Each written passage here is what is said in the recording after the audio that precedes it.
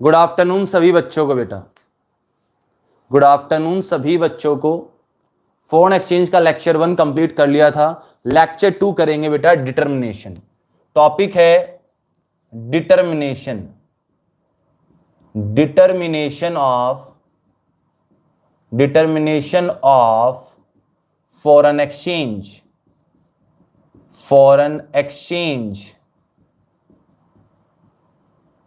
Rate. Foreign exchange rate को determine. बेटा कल 3 सिस्टम बताए थे, जल्दी से बताइए कौन कौन से सिस्टम पढ़े थे हमने। कल हमने 3 सिस्टम पढ़े थे डिटरमिनेशन के। कौन कौन से सिस्टम थे बेटा, जल्दी बताइए कौन कौन से सिस्टम हम लोगों ने पढ़े थे। फॉरेन एक्सचेंज का पता लगाने के लिए 3 सिस्टम थे। कौन कौन से सिस्टम थे वो जल्दी से फटाफट बताइए बेटा। जिन बच्चों ने पढ़ा है कौन कौन से सिस्टम हम लोगों ने पढ़े थे फॉरेन एक्सचेंज के बेटा। एक तो फिक्स एक्सचेंज रेट सिस्टम था, वेरी गुड तन्नू। दूसरा फिक्स एक्सचेंज रेट सिस्टम था। दूसरा फ्लक्चुएटिंग, जिसको कि फ्लेक्सिबल एक्सचेंज रेट भी कहते हैं, वेरी गुड सुमित, दीपांशी, संस्कृति। और तीसरा क्या था बेटा, मैनेज फ्लोटिंग। थर्ड था manage, fix, flexible and manage floating. 3 system थे। लेकिन फिलहाल अगर बात करें तो हमारा फिक्स क्या हो चुका है, खत्म हो चुका है। फिक्स एक्सचेंज रेट क्या हो चुका है, खत्म है। तो कौन सा चल रहा होगा हमारे देश में? हमारे देश में कौन सा सिस्टम चल रहा होगा बेटा? फ्लेक्सिबल चल रहा होगा, वेरी गुड। अब बेटा से डिटरमाइन करने के 2 कॉन्सेप्ट है। डिटरमाइन करने के कितने कॉन्सेप्ट है? 2। One is demand of foreign exchange, demand of foreign exchange, and another one is supply of foreign exchange. Supply of foreign exchange. Supply of foreign exchange. एक डिमांड है और दूसरा कौन सा है? Supply. Demand and supply, clear बेटा बात? एक डिमांड और सप्लाई, यानी फ्लेक्सिबल जो तय होता था वो किससे होता है बेटा? Demand and supply. अब मुझे बताइए बेटा हमारे देश में दूसरे देश की करेंसी कब आएगी? हमारे देश में दूसरे देश की करेंसी कब आएगी? जब आप डिमांड करोगे। डिमांड कब कब करोगे आप? दूसरे देश की करेंसी की डिमांड कब कब करते हो? जल्दी बताइए, दूसरे देश की करेंसी की डिमांड आप कब कब करते हो? वेरी गुड स्नेहा, बताइए बेटा डिमांड कब कब होती है? अगर मैं बात करूं दूसरे देश की करेंसी आपको कब जरूरत पड़ेगी, कब जरूरत पड़ती है दूसरे देश की करेंसी की? जल्दी बताइए बेटा, दूसरे देश की करेंसी की जरूरत आपको कब पड़ती है? दूसरे देश की करेंसी की जरूरत आपको कब पड़ती है बेटा? जब अब्रोड जाना हो, वेरी गुड, ठीक है, वेरी गुड। टूरिज्म के लिए अब्रोड जाना है। और बताइए बेटा, अब्रोड जाने के बाद जब आप एक्सपोर्ट इंपोर्ट करते हो, वेरी गुड। एक्सपोर्ट इंपोर्ट नहीं बेटा, सिर्फ इंपोर्ट बेटा, इंपोर्ट सौम्या, इंपोर्ट एक्सपोर्ट नहीं। सौम्या बेटा एक्सपोर्ट कर तो पैसा आएगा, सिर्फ इंपोर्ट की बात होगी। मैंने सिर्फ डिमांड पूछी आपसे, तो पहला क्या हो गया बेटा? Import of goods and services. जब गुड्स एंड सर्विसेज आप क्या करोगे? Import. Resident tourism in abroad, जब हमारे देश का बंदा विदेश में घूमने जाएगा। और बताइए, जब इंपोर्ट करेंगे तो पैसा चाहिएगा।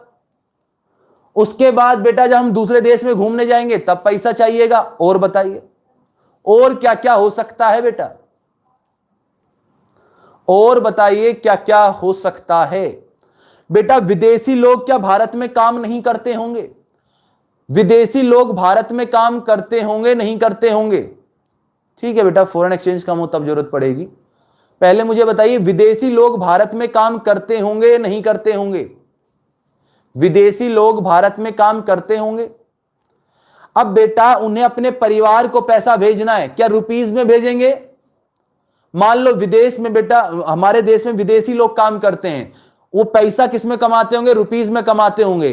कमाकर पैसा बाहर भेजना, अपनी फैमिली वालों को भेजना है, तो बेटा रुपीज में भेजेंगे या उसे चेंज करवाकर फॉरेन करेंसी में चेंज करवाकर, तब भी डिमांड करेंगे। उसे बोलते हैं remittance by foreigner. Remittance, remittance by foreigner, foreigner working in India, working in India. एक और बता देते तो चलो, इन्वेस्टमेंट, इन्वेस्टमेंट इन एब्रोड। आप विदेश में घूमने नहीं जा रहे, इस बार इन्वेस्ट करने जा रहे हैं। जब दूसरे देश में इन्वेस्ट करेंगे तो क्या होगा? पैसे चाहिएंगे। तो ये तो हो गई डिमांड। सप्लाई क्या हो जाएगी बेटा इसकी? बिल्कुल उल्टी। देखिएगा, या इंपोर्ट की बात हो रही है तो यहां क्या हो जाएगा? Export of, export of goods and, goods and services. राजा यहां रेजिडेंट टूरिज्म इन अब्रोड है, यहां पर बेटा foreigner, foreigner tourism in India. जब विदेशी लोग भारत में घूमने आएंगे, उसके बाद बेटा यार remittance by foreigner working in India, या remittance by, remittance by Indian working in, working in abroad. जब विदेश में भारतीय बंदा काम करता है तो पैसा लेकर आता है। उसके बाद यहां इन्वेस्टमेंट है, इन्वेस्टमेंट इन एब्रोड। जब बेटा कोई बंदा क्या करेगा? विदेशी लोग investment, investment in India, in India. By foreigner लिख दू बेटा, बाय फॉरनर, बाय फॉरनर। और यहां investment in abroad by Indian, by Indian. ठीक, 4 पॉइंट एग्जांपल हो गए। यहां तक बताइए कोई दिक्कत? जो यहां हमने पढ़े उसी का क्या कर दो? ऑपोजिट कर दो। 3-4 पॉइंट यहां याद हो गए तो उसी का ऑपोजिट हो गया। इंपोर्ट की जगह एक्सपोर्ट हो गया, tourism in abroad tourism in India हो गया, remittance by foreigner remittance by Indian हो गया, इन्वेस्टमेंट इन अब्रोड या इन्वेस्टमेंट इन इंडिया हो गया। यानी जब हमारे देश में पैसा आएगा तो सप्लाई, जब हमारे देश से पैसा जाएगा तो डिमांड। क्लियर है यहां तक? यहां तक बात क्लियर है बेटा? हां जी सर। अब राजा देखिएगा, अब मुझे बताइए, मुझे बताइए अगर रेट ज्यादा हो गया, रेट ज्यादा हो गया तो डिमांड क्या होगी? रेट ज्यादा हो गया तो डिमांड क्या होगी? अब बताओ, रेट ज्यादा हो गया तो क्या होगा? अगर रेट ज्यादा हो गया तो डिमांड क्या होगी बेटा? रेट ज्यादा है तो डिमांड क्या होगी? रेट ज्यादा है तो डिमांड क्या होगी? कम होगी। ठीक। और बेटा रेट अगर कम है तो डिमांड क्या होगी? ज्यादा होगी। क्लियर है? लेकिन ऐसा भी तो हो सकता है बेटा कि डिमांड ज्यादा आ रही है या डिमांड कम आ रही है, तो रेट क्या हो जाएंगे बेटा? रेट कम हो जाएंगे।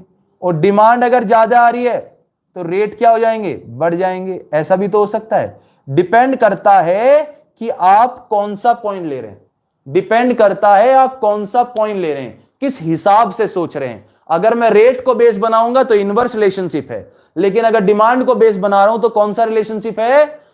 ये तो हो गया बेटा इनवर्स, सॉरी ये हो गया इनवर्स रिलेशनशिप, इनवर्स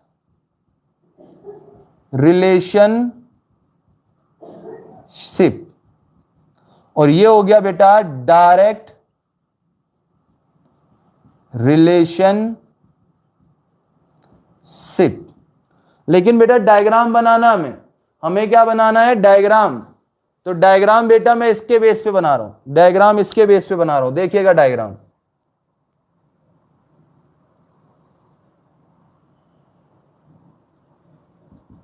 देखिएगा बेटा डायग्राम एक बार।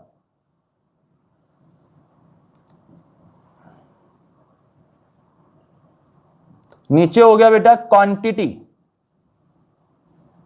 Quantity of foreign exchange, quantity of foreign exchange. यहां हो गया rate of, rate of foreign exchange. देखिएगा राजा बेटा, डिमांड, रेट बढ़ रहा है तो डिमांड क्या हो रही है, घट रही है। रेट बढ़ेगा तो डिमांड क्या हो रही है, कम हो रही है।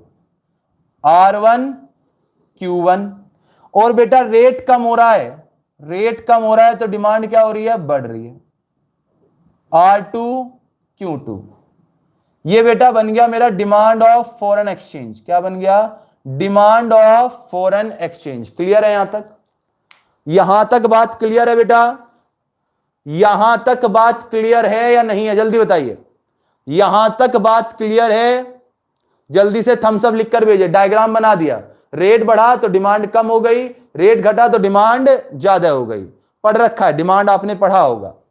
अब उसी प्रकार यहां पर आइए बेटा, अगर रेट ज्यादा है तो सप्लाई भी ज्यादा होगी, और रेट अगर कम है तो सप्लाई भी कम होगी। एक तरीका तो यह है, लेकिन राजा बेटा एक तरीका और हो सकता है। अगर मैं सप्लाई को बेस ले लूं कि सप्लाई क्या आ रही है बेटा, सप्लाई क्या आ रही है, ज्यादा आ रही है, तो रेट क्या हो जाएगा, कम। लेकिन सप्लाई अगर कम आ रही है तो रेट क्या हो जाएगा, ज्यादा। तो एक हो गया बेटा डायरेक्ट रिलेशनशिप, डायरेक्ट रिलेशनशिप,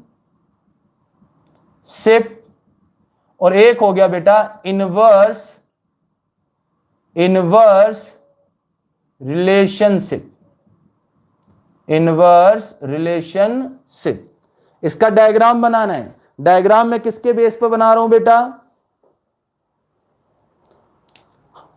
ये डायग्राम देखिएगा, डायग्राम इसके बेस पे बना रहा हूं।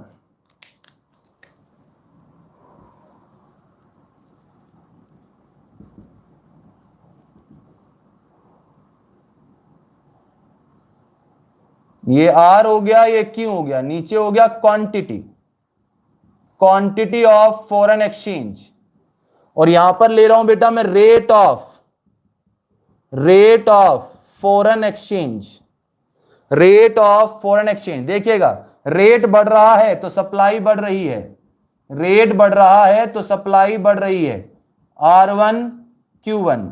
और बेटा रेट घट रहा है तो सप्लाई घट रही है, R2 Q2। सप्लाई बन गई बेटा अपवर्ड स्लोपिंग बन गया, supply curve is upward sloping. Clear यहां तक, डिमांड सप्लाई के डायग्राम आपको आते होंगे। हाँ बेटा डायग्राम आप बना सकते हैं, पेज नंबर मैं बता रहा हूं, जिनके पास बुक है पेज नंबर 9.5 पर एक्सप्लेनेशन में ये लिखें, ये डायग्राम बनाएं। उसके बाद 9.6 पर ये एक्सप्लेनेशन लिखे, ये डब्बे एक्सप्लेनेशन में लिखें और ये डायग्राम बनाएं, ठीक है। उसके बाद अगर कोई आपसे पूछे कि इक्विलिब्रियम कहां पर आएगा बेटा, कोई आपसे पूछे इक्विलिब्रियम कहां पर आएगा, तो कोई बच्चा बता देगा इक्विलिब्रियम कहां पर आएगा। इक्विलिब्रियम कहां पर आएगा बेटा, अगर मैं बात करूं, दो कॉन्सेप्ट ले रहे हैं, एक हम डिमांड ले रहे हैं, एक सप्लाई ले रहे हैं। कोई आपसे पूछे इक्विलिब्रियम कहां आएगा, तो कहां आएगा बेटा, जल्दी बताइए इक्विलिब्रियम कहां पर आता है, where demand is equal to क्या हो जाए बेटा, इक्विलिब्रियम मतलब बैलेंस कहां पर आएगा, जहां डिमांड किसके बराबर हो जाए बेटा, सप्लाई के बराबर हो जाए। डिमांड किसके बराबर हो जाए, सप्लाई के बराबर। तो बेटा डिटर्मिनेशन की मैं बात करूं तो बना लीजिए, पहले ये दोनों डायग्राम बना लीजिए, जल्दी से दोनों डायग्राम बना लीजिए फटाफट। कोई दिक्कत हो तो पूछिए बेटा, जल्दी से इसे कॉपी करिए। फिर 9.6 पे ऊपर ये वाला बनेगा, 9.5 पर ये बनेगा, 9.6 पर नीचे एक बनना डायग्राम, उसको मैं बनवाता हूं बेटा। जल्दी से बेटा, जल्दी से ड्रॉ करें और डन लिख।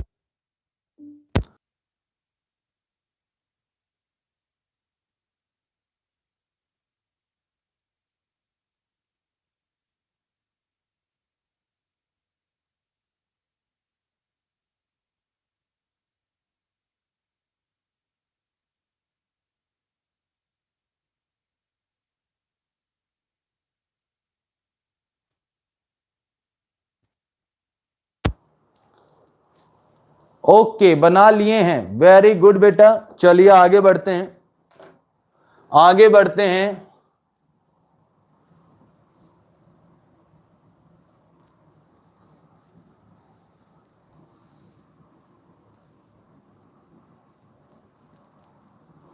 कोई आपसे पूछे इक्विलिब्रियम बनाना है, कोई आपसे पूछे इक्विलिब्रियम बनाना है तो बेटा इक्विलिब्रियम कैसे बनेगा, नीचे आ जाएगा क्वांटिटी, क्वांटिटी किसकी, क्वांटिटी ऑफ फॉरेन एक्सचेंज, यहां पर आ जाएगा बेटा rate of foreign exchange, rate of foreign exchange. राजा बेटा जहां डिमांड किसके बराबर आ जाए, ये हो गई सप्लाई, ये हो गई demand, where demand is equal to supply, that point is known as equilibrium point. इस पॉइंट को क्या बोलेंगे बेटा, इक्विलिब्रियम पॉइंट। इस पॉइंट को क्या बोलेंगे बेटा, इक्विलिब्रियम पॉइंट। यहां तक बात क्लियर। ये डायग्राम और बना लीजिए। ये कब आता है, इक्विलिब्रियम कब आता है, जब डिमांड इज इक्वल टू किसके बराबर हो जाए, सप्लाई के बराबर। Demand of foreign exchange is equal to supply.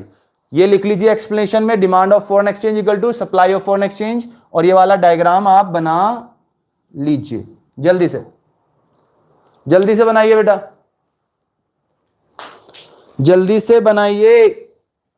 उसके बाद बेटा कॉन्सेप्ट पढ़ेंगे, उसके बाद कॉन्सेप्ट पढ़ेंगे।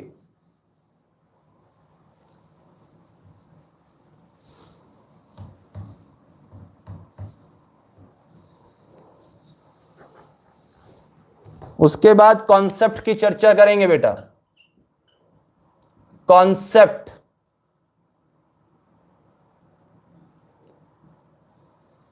Concept of appreciation and depreciation, concept of appreciation and depreciation. Draw कर लिया ये वाला आपने, ये वाला ड्रॉ कर लिया बेटा। डेप्रिसिएशन, डेप्रिसिएशन किसका बेटा, डेप्रिसिएशन ऑफ फॉरेन या डोमेस्टिक करेंसी लिख लो, डोमेस्टिक करेंसी। और दूसरा पढ़ेंगे बेटा appreciation, appreciation of foreign, sorry domestic currency, domestic currency.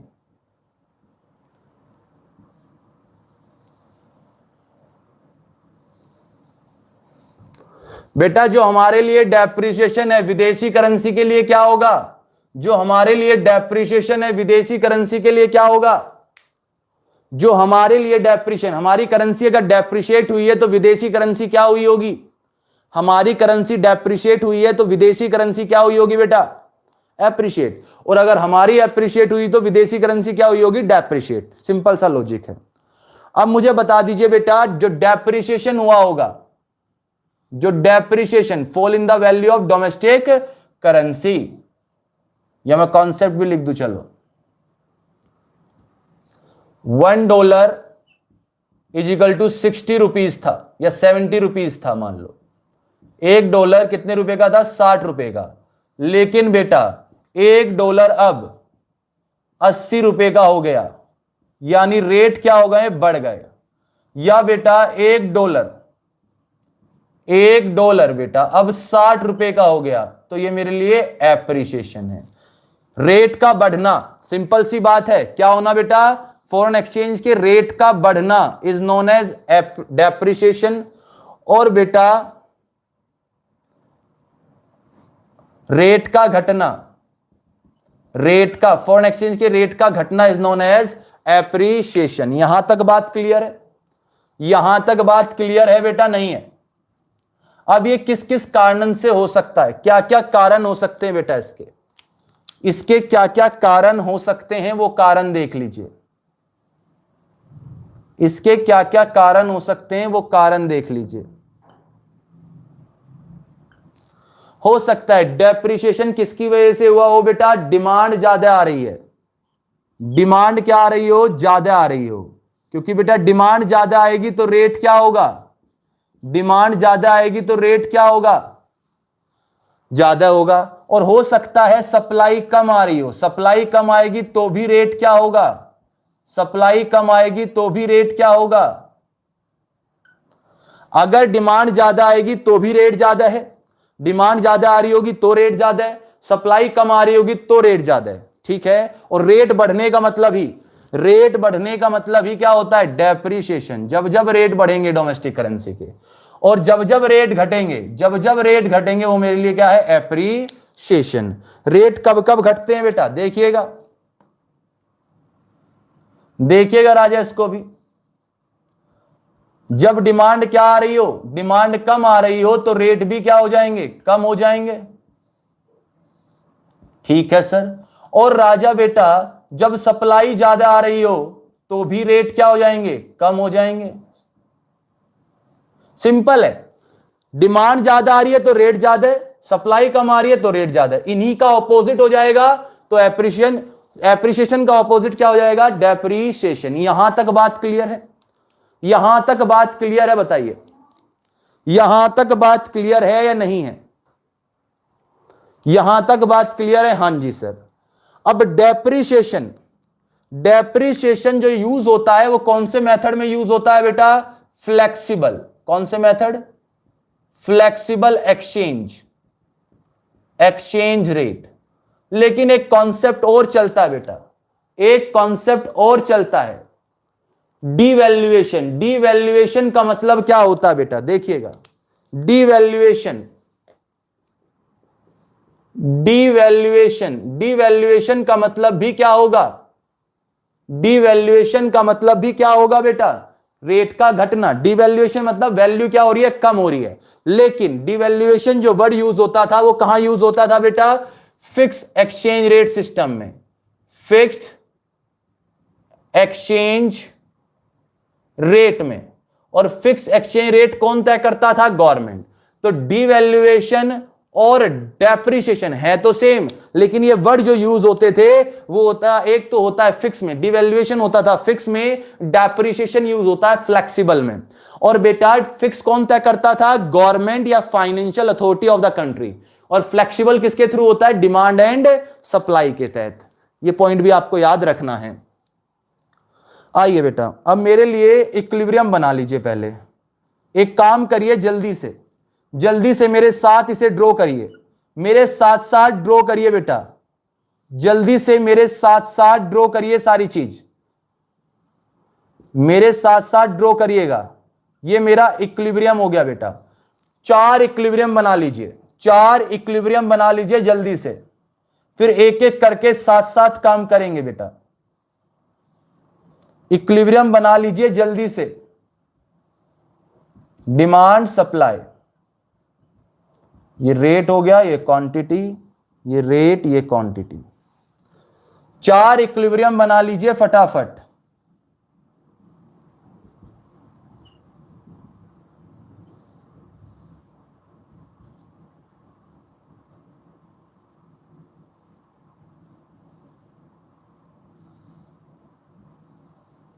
Demand and supply, ये मेरा इक्विलिब्रियम।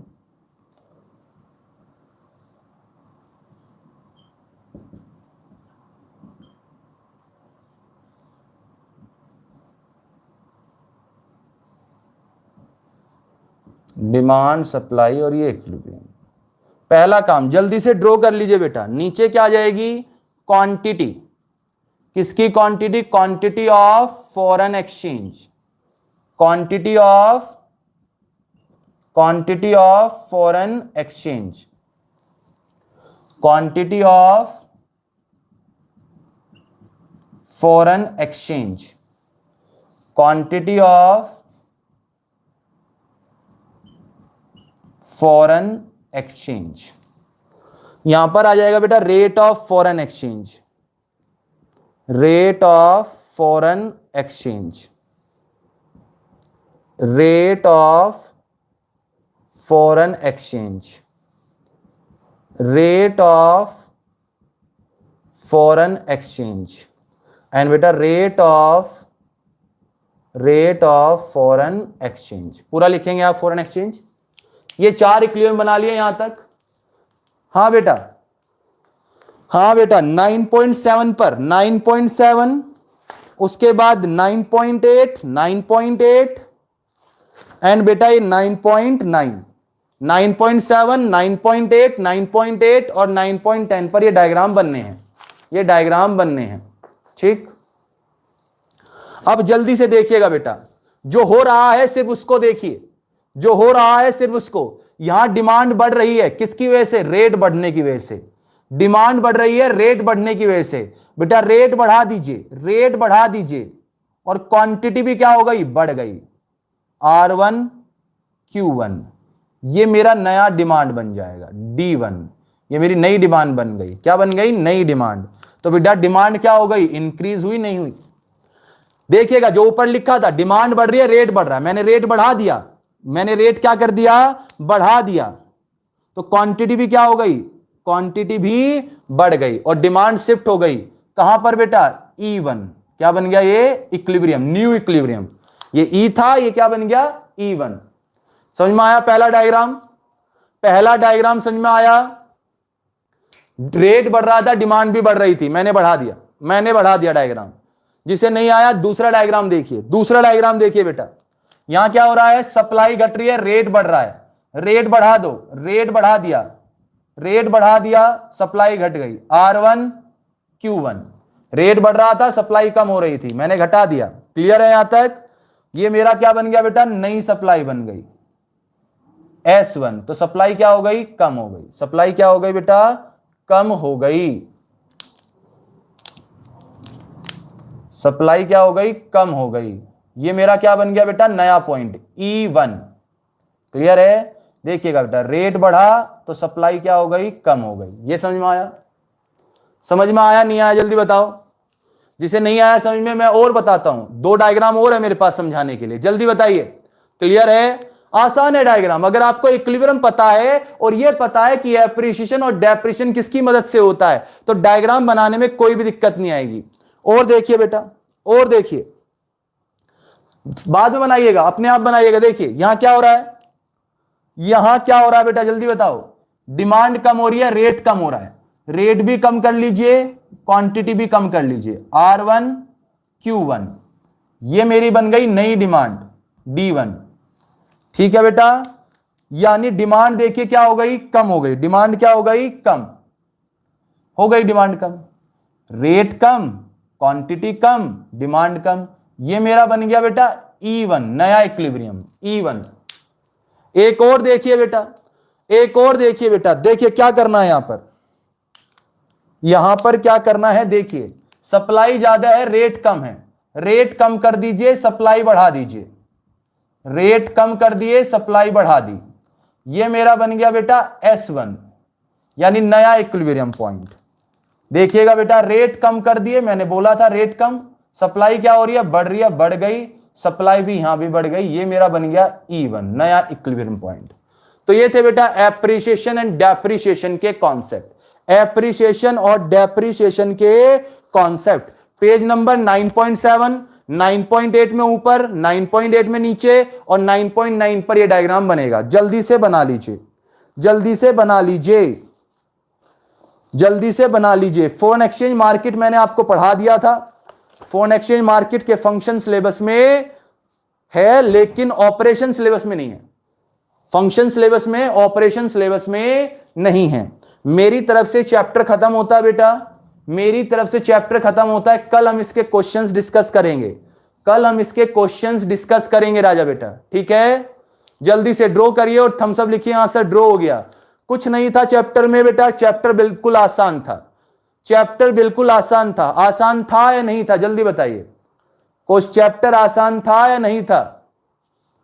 आसान है बेटा, पूरी इकोनॉमिक्स आसान है। इकोनॉमिक्स से आसान कोई सब्जेक्ट नहीं है, इकोनॉमिक्स से आसान कोई सब्जेक्ट नहीं है।